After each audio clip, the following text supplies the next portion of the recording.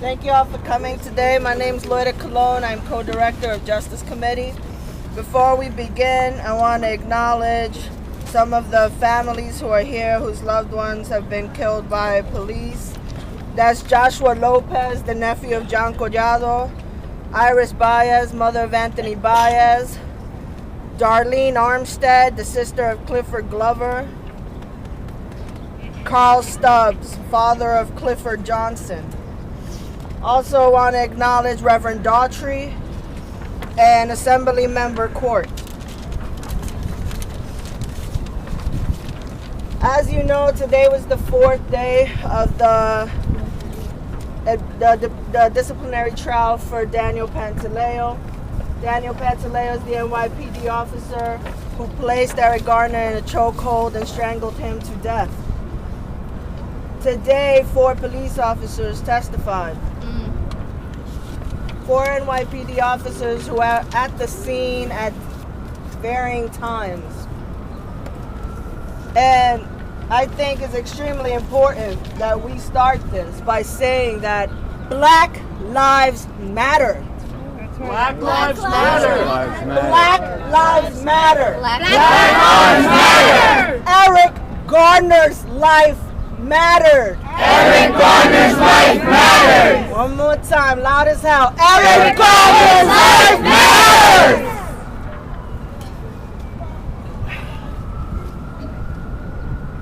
What we also heard today is what we already knew, that this was a false arrest. What we heard that we didn't know is that the NYPD arrested Eric Garner after he was dead. How do you arrest a dead man? That is completely unacceptable. I applaud the Garner family. We have his mom here, Mrs. Carr. We also have his sister, Alicia Garner. I applaud them for their restraint in that courtroom. What we heard today is Lieutenant Bannon.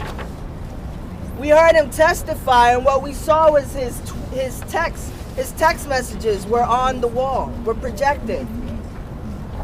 And what they said when Lieutenant Bannon was told that Eric Garner was probably going to die, he actually said, "Not a big deal."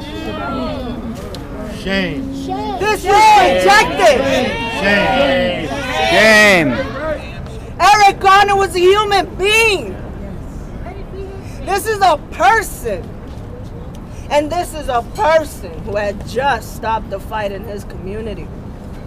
And Lieutenant Christopher Bannon texted, "Not a big deal."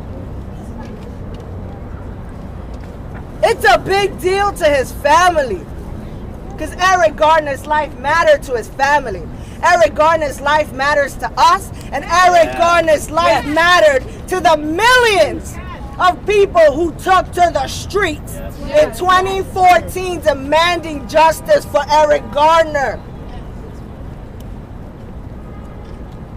We also heard police officers Ramos and Furlani testify that they heard Eric Garner say, "I can't breathe." They both testified individually and said they heard Eric Garner say, "I can't breathe." And they did absolutely nothing to help Eric Garner. Both police officers, Ramos and Furlani, need to be fired for that. Yes. Fire them. They cannot, and Lieutenant Bannon needs to be fired because he doesn't care about the lives of New Yorkers. Apparently, Black lives are expendable to him. And quote, "not a big deal."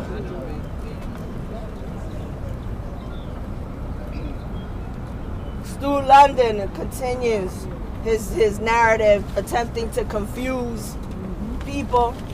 And all these smoke and mirrors, continuing to say that Eric Garner was resisting arrest. He's saying that with 4 or 5 officers piled on top of him that he was resisting arrest.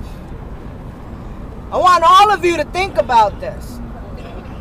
Would you just lay there calmly if 4 to 5 people were on top of you? No. On your chest, on your No. back, on your legs, on your head, No. forcing it into the concrete in New York City, under that heat in July, under that heat when your face is burning on the damn concrete? Could you be able to just lay there calmly?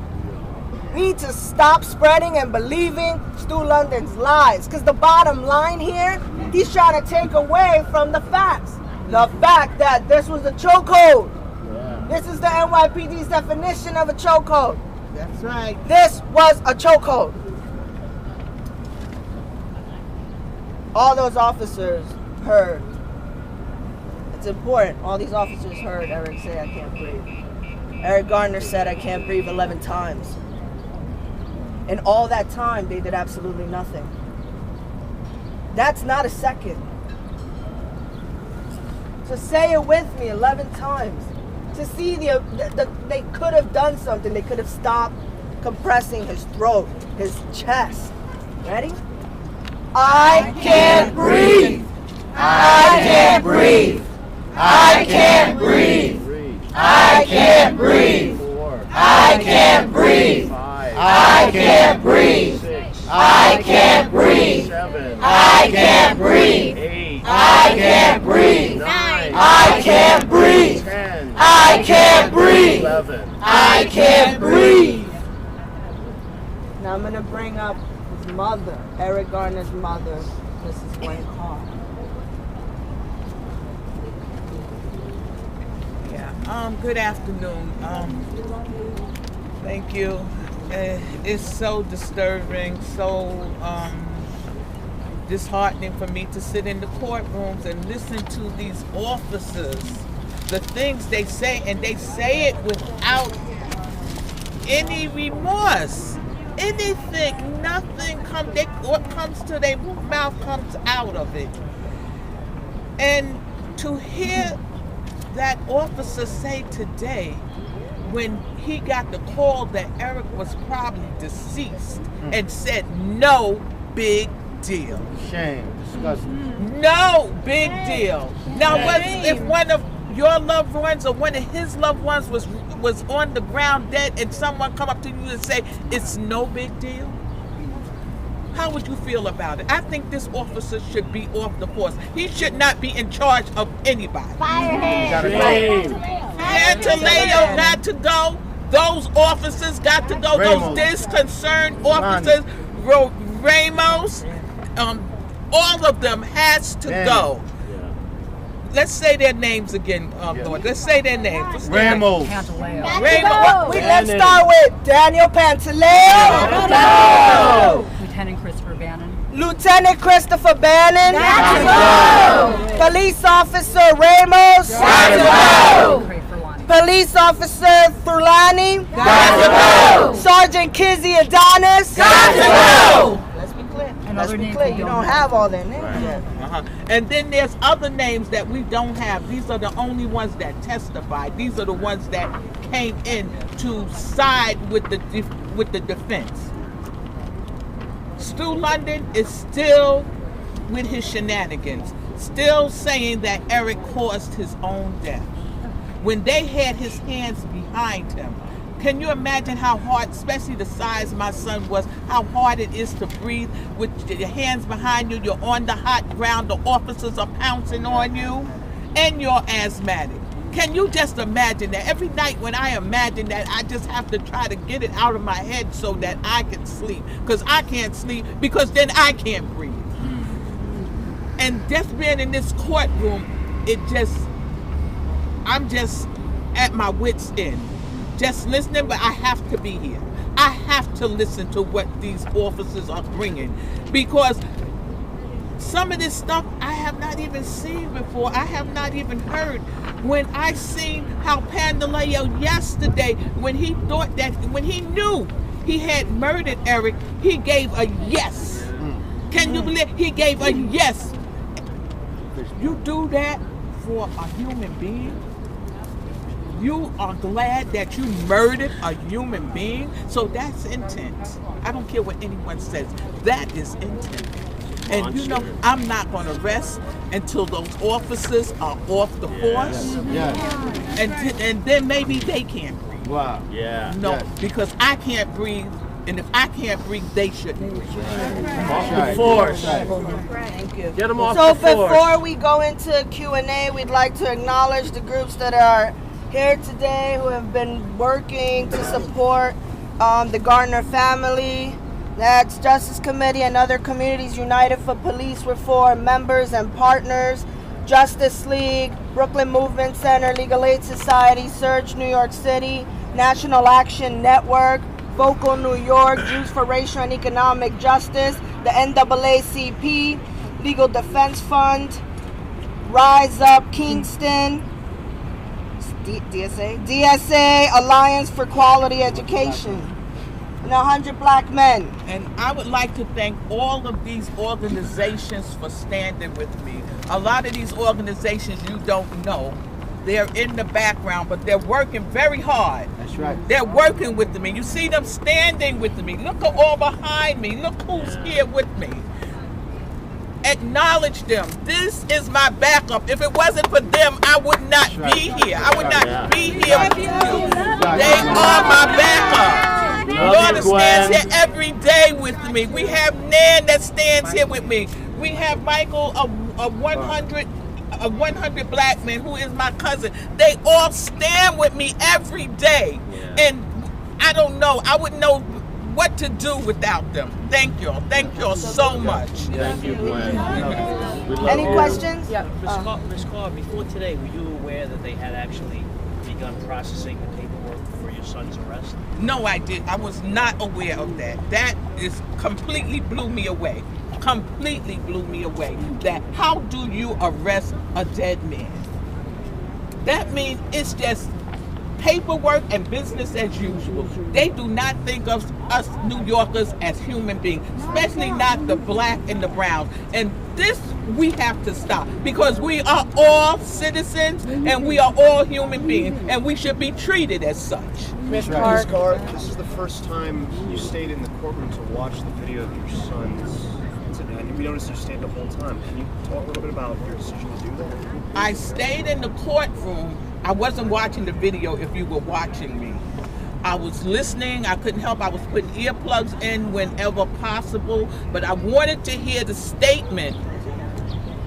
I had to close my eyes, but then I had to listen to the ridiculous things that these officers were saying while I sat there. But I forced myself to stay there because I have to just hear what they're saying. Although I know I would hear afterwards, but I'm hearing it firsthand from them.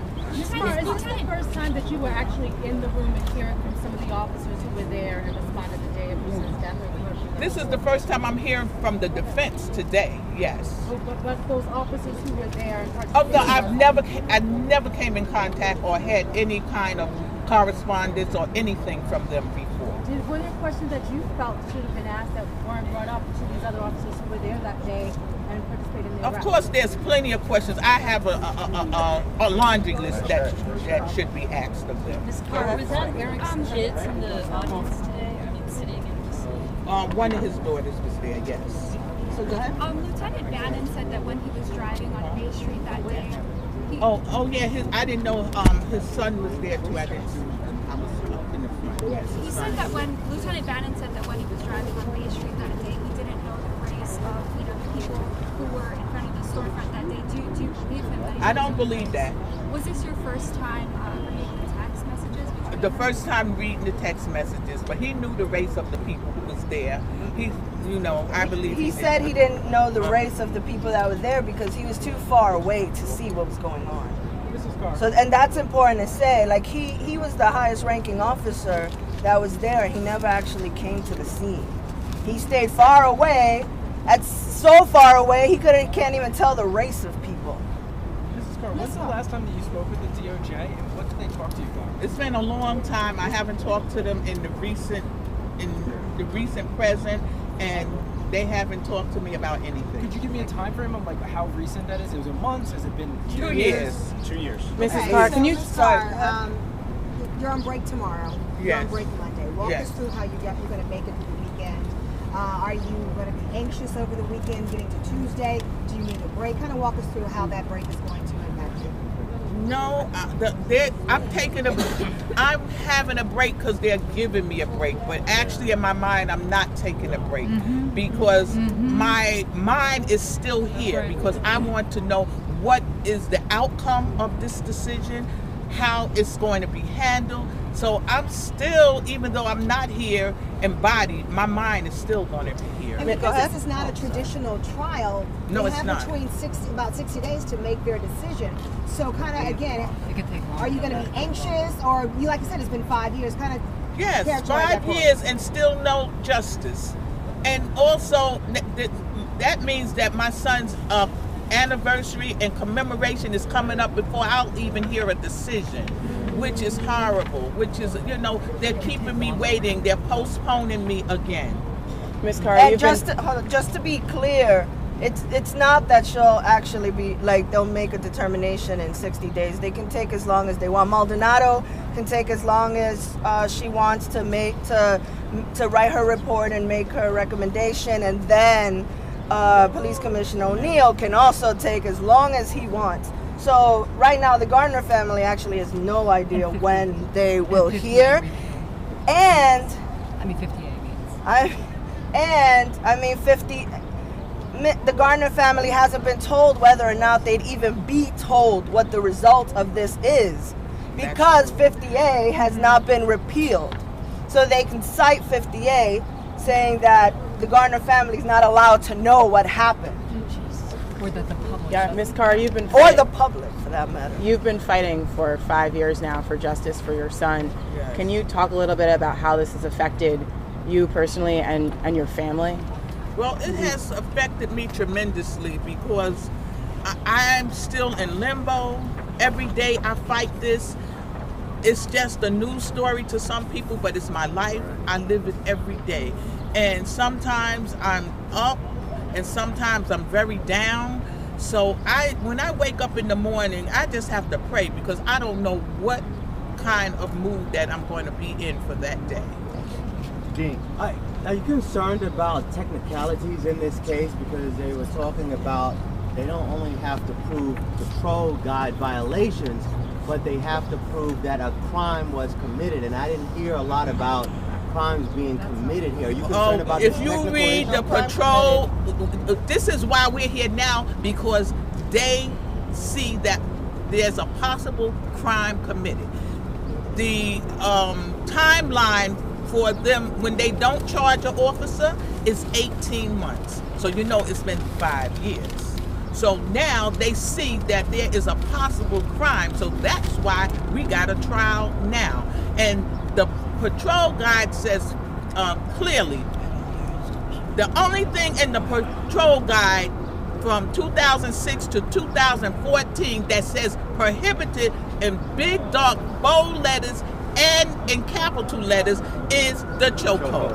That's the only thing. Now they have revised it after 2014, but up to 2014, that was the most prohibited move in the patrol guide. So, and even the commissioner said, not the commissioner, the trainer, he said it was a chokehold. Ms. Gwenn, tell us your reaction to the testimony from the sergeant that Pantaleo is a good worker. I'm sorry? When you heard the testimony that Pantaleo was a good worker, what's your reaction to that? You know what? They all lie. Look at all of his misconduct that he has in his record. How could he be a 5-star? But good workers don't do illegal arrests. Good workers don't do illegal arrests. And what they did with my son's death that day, that was definitely illegal because they saw him doing nothing. And what they was on the scene for was a misdemeanor. In order for you to arrest somebody, you have to catch that person doing that misdemeanor. And there was and good workers don't choke someone to death. Right. That's right. They don't murder people.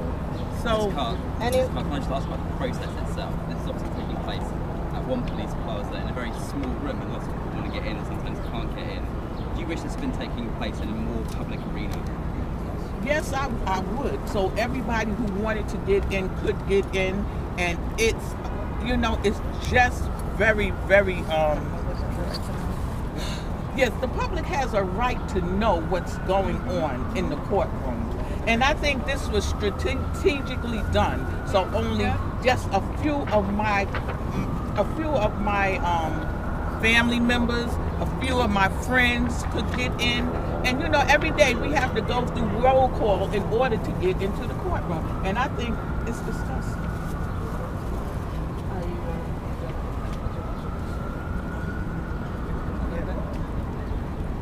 Maybe one or two. Okay. So that concludes the media availability. Mrs. Carr will be available for a few individual interviews.